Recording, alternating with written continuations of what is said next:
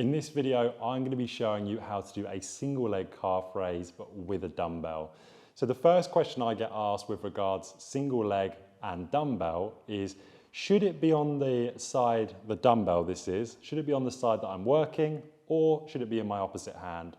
And it depends on really what the goal is. Is it balance? Is it just simply load? Or alternatively, are we trying to progress quickly or slowly? So the first thing that I would say is there's not a way that you can do it wrong. It doesn't matter which hand it's in. It's going to be harder if it's in the same hand as the same side you're working, because if it was in the opposite hand, you are going to use that as a bit of a counterbalance in weight, because you've got one side off the floor and you've got the weight on the other side to almost stabilize. But if you're just using it for the fact of load, then there's not a problem with having it in either hand really.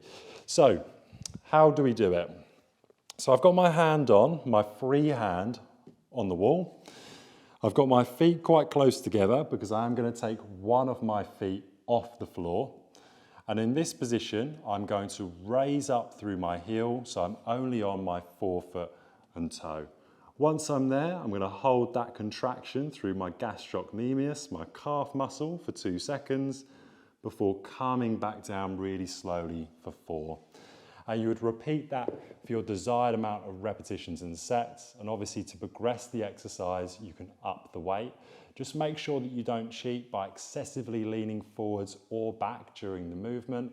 You want to keep a nice neutral line. And that is how to do a single leg calf raise with a dumbbell.